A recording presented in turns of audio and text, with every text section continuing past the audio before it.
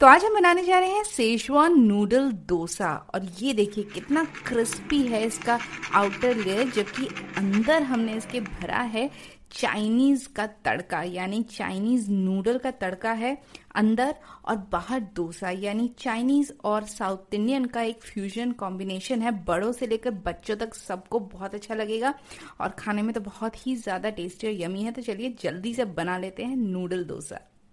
अब नूडल डोसा है तो शुरुआत तो नूडल से ही करनी पड़ेगी। तो यहाँ पे मैंने पानी उबालने के लिए रख दिया था और अब मैंने इसमें डाल दिए हैं मैगी नूडल्स। आप चाहें तो प्रॉपर नूडल्स से भी बना सकते हैं, लेकिन मैगी घर में ज़्यादा इजीली अवेलेबल होता है। तो मैंने यहाँ पे मैगी का एक पैकेट तोड़कर गरम खौलते हुए पानी में डाल दिया है और इसको हमें बस पकाना है। इसमें अभी टेस्ट मेकर हमने नहीं डाला है और इसे अभी हम बिना टेस्ट मेकर के सिर्फ उतना ही पकाएंगे जब तक कि जस्ट थोड़ा पक ना जाए, यानी कि करीबन 3 से 4 मिनट का समय लगेगा।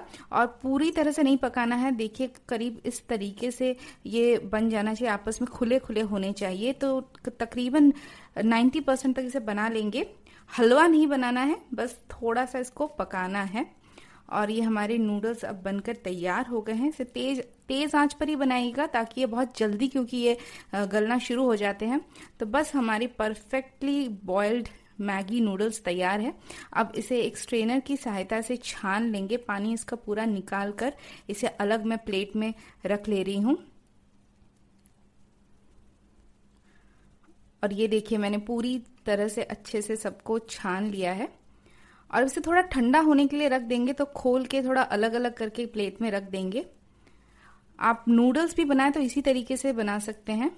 और इसमें थोड़ा सा मैं तेल डाल दूंगी, तो ऊपर से मैंने तेल ड्रिजल कर दिया है। तेल डालकर नूडल्स को आपस में मिला लेंगे और अलग अलग कर देंगे। और तेल मिलाने से ये होता है कि नूडल्स आपस में चिपकते नहीं हैं। तो ये मैंने अच्छे से तेल इसमें मिला लिया है और बस इसे अब रख देंगे अलग। और बनाने के लिए रेडी हो जाइए अपना सेजवान नूडल डोसा। तो नूडल हमने बना लिया है, अब चलेंगे डोसा के बैटर की ओर। और यहाँ पे मैंने इडली और डोसा बैटर रेडीमेड बाजार का लिया है। आप चाहे तो घर पर भी बना सकते हैं, लेकिन कभी कभी लाइफ को थोड़ा इजी बनाने के लिए बाहर की रेडीमेड चीज़ें भी यूज़ कर लेनी चाहिए, उसमें कोई बुराई नहीं है।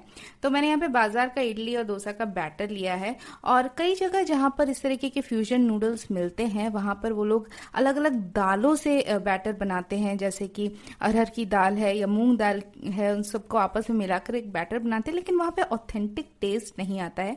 तो ये जो रेसिपी है मैंने चेन्नई के एक फूड ट्रक जहाँ पे 100 से भी ज्यादा फ्यूजन डोसा की वैरायटी मिलती है, वहां से ये रेसिपी मैंने सीखी है। और वहां पे उन्होंने नॉर्मल इडली और डोसा के बैटर से ही ये फ्यूजन डोसा बनाया था। और मुझे भी ऑथेंटिक एक्चुअली जो इडली और डोसा का टेस्ट है वही अच्छा लगता है, उसमें और कोई दाल मिला दे तो अच्छा नहीं लगता है। तो इसीलिए मैंने ये नॉर्मल इडली डोसा का बैटर ही लिया है। तो चलिए डोसा बैटर हमारे पास हो गया है रेडी, अब चलते हैं बनाने की ओर। तो जब हम डोसा बनाते हैं तो अक्सर ये शिकायत होती है कि डोसा पैन से चिपक जाता है। तो मैंने यहाँ पे नॉन स्टिक पैन नहीं इस्तेमाल किया है, नॉर्मल लोहे का जो तवा होता है उसे यूज किया है। तो एक और इम्पॉर्टेंट टिप ये है कि जब भी डोसा बनाएं तो सबसे पहले तवा तैयार कर ले। तो तवा तैयार करना किसे कहते हैं कि सबसे पहले एक डोसा आप बनाकर देख लीजिए और डोसा को इस तरह से साइड से किनारों से निकाल लीजिए। और अगर वो आसानी से निकल आए किनारों से तो इसका मतलब आपका पैन इसके बाद रेडी हो गया है। तो जहां मैंने फूड ट्रक में भी देखा था, पहला डोसा वो बनाकर उसको फेंक देते थे। तो हम तो यहाँ पे नहीं फेंकेंगे, हम घर पे से खा लेंगे। लेकिन यहाँ पर इस तरह से एक डोसा बनाकर आपको, पहला डोसा आपको बनाकर उसमें आप कुछ मत डालिए, क्योंकि उसमें अगर आप डालेंगे तो हो सकता है अगर आपका डोसा तवा ठीक से रेडी ना हो तो चिपक सकता है। और चिपका हुआ डोसा और उसमें सारे आपके नूडल्स ऐसे बर्बाद हो जाएंगे, तो वो हम नहीं चाहते। और डोसा निकालने के बाद इस तरह से जो चिपक जाता है उसमें उसको अच्छे से खुरच कर निकाल के फेंक दीजिए। तो इसका मतलब आपका डोसा पैन यानी तवा पूरी तरह से रेडी हो गया है। ये मैं उनके लिए कह रही हूँ जो नॉन स्टिक का इस्तेमाल नहीं कर रहे। अगर आप नॉन स्टिक का इस्तेमाल करें तो कोई बात नहीं, लेकिन लोहे के जो तवे में डोसा बनता है उसका टेस्ट ही कुछ और होता है। तो मैंने यहाँ पर लगभग 1 चम्मच तेल तवे में डाल लिया है और इसको अच्छे से ग्रीस कर लेंगे तवे को। तो हमारा डोसा पैन लगभग नॉन स्टिक जितना ही नॉन स्टिकी बन गया है। चलिए अब डालेंगे डोसा का बैटर। तो यहाँ पे आंच मेरी जो है बहुत ही लो पे है, एकदम लो पे आंच रखनी है। और तवा अच्छे से गर्म हो गया है लेकिन आंच लो पर है। तो मैंने यहाँ पे एक बड़ा सा लैडर भर के डोसा बैटर लेकर नॉर्मल जैसे आप डोसा बनाते हैं उसी तरीके से डोसा बना लेना है और किनारों तक आ जाए, कोई दिक्कत नहीं है।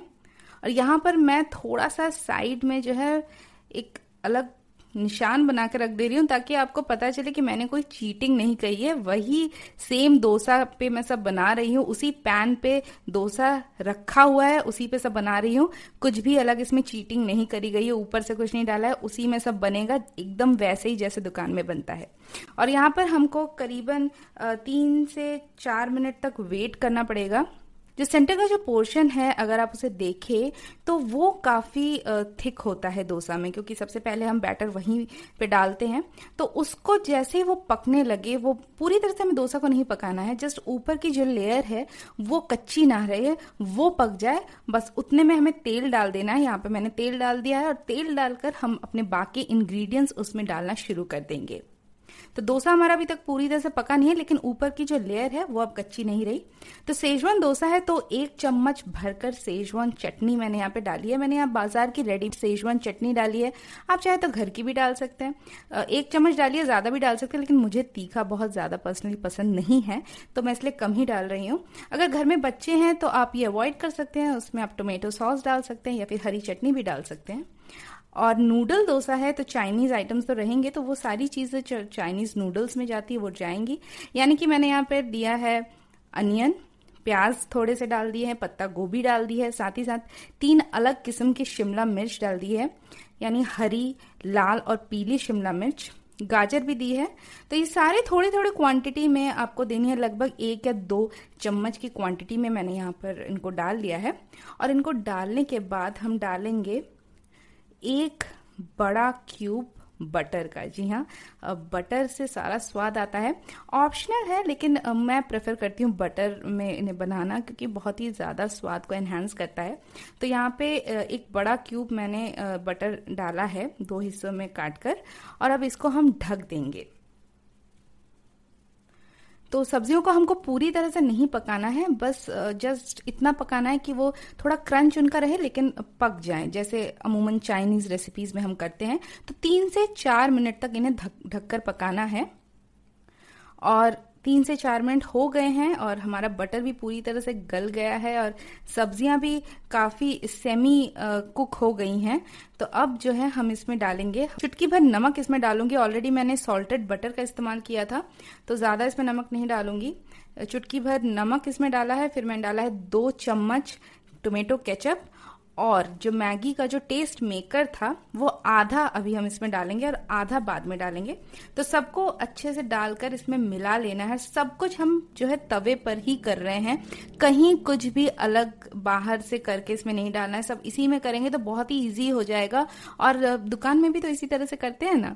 तो देखिए सब अच्छे से मैंने करके अच्छे से मिला लिया है और स्प्रेड कर लिया है। अब डाला मैंने अपना मैगी नूडल्स, और नूडल मैंने यहाँ पर 1 पैकेट नूडल लिया था, उसका आधा मैंने अभी यूज किया है, बाकी का आधा मैं रख दूंगी, एक और मैं नूडल डोसा बनाने के लिए उसका इस्तेमाल करूंगी। भर भर के यहाँ पे मैंने स्टफिंग डाली है, तब भी जो है आधा ही इसमें इस्तेमाल हुआ क्योंकि डोसा हमारा ऑलरेडी काफी पैक्ड है। तो मैगी को भी इसमें अच्छे से सारे सॉसेस में मिला लेंगे। और अब मैं ऊपर से डाल रही हूँ इसमें मैगी का जो बचा हुआ टेस्ट मेकर, उसे डालकर भी सबको अच्छे से मिला लेंगे।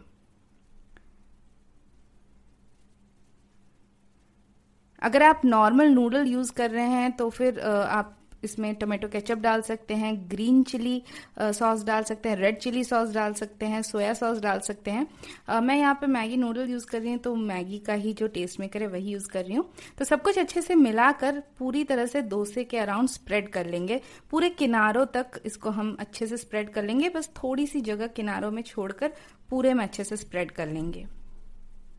और अब जो है मोमेंट ऑफ ट्रूथ अराइव्स। अब डोसे को हमें किनारों से निकालना है। हमेशा याद रखिए, जब भी डोसा निकालना होगा, जब पैन से आपको उसे छुड़ाना होगा, तो हमेशा किनारों से शुरू करिए और धीरे धीरे वो खुलते खुलते किनारों से होता हुआ, बीच से होता हुआ पूरा डोसा आपका आराम से निकल आएगा।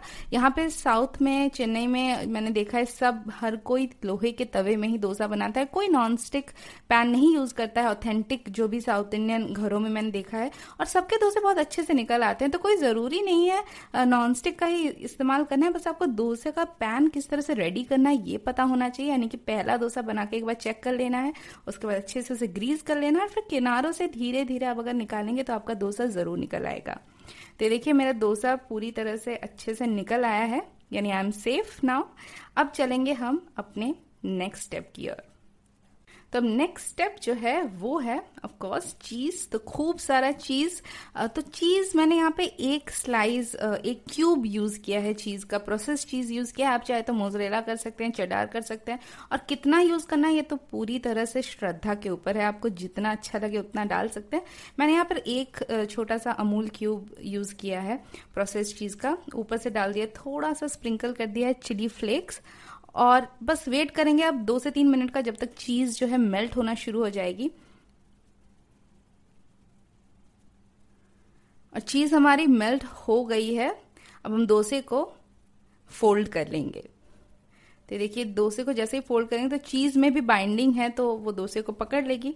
तो आसानी से डोसे को हमने यहाँ पे फोल्ड कर लिया, और देखिए कितना क्रिस्पी डोसा बना है, एकदम क्रिस्पी, बाहर इतना क्रिस्पी और अंदर इतनी सारी स्टफिंग होने के बाद भी इतना क्रिस्पी है। हमने कितने सारे सॉसेस और कितना कुछ इसमें मिलाया है, सब्जियां हैं, सब है, लेकिन उसके पानी से भी ये इसकी क्रिस्पनेस पर कोई असर नहीं हुआ। और इसी तरह से दुकान में भी बनाते हैं, तो मुझे काफ़ी अचंभा लगता था, लेकिन अब मुझे पता चल गया है। तो मैं चाहती हूँ कि आप भी ये बनाइए घर में, बहुत ही ईजी और बहुत ही टेस्टी और डिलीशियस रेसिपी है। तो अगर आपको मेरी रेसिपी अच्छी लगी तो एक लाइक तो बनता ही है इस वीडियो को, और अगर आप मेरे चैनल को पसंद करते हैं, मेरी वीडियोस पसंद करते हैं, तो प्लीज सब्सक्राइब जरूर करें। और आपको पता है सब्सक्राइब करते वक्त बेल बटन को जरूर दबाएं, ताकि आपको सारे नोटिफिकेशंस मिलते रहे। तो चलिए मिलते हैं एक और इनोवेटिव फ्यूजन रेसिपी के साथ। तब तक हैप्पी कुकिंग टू यू।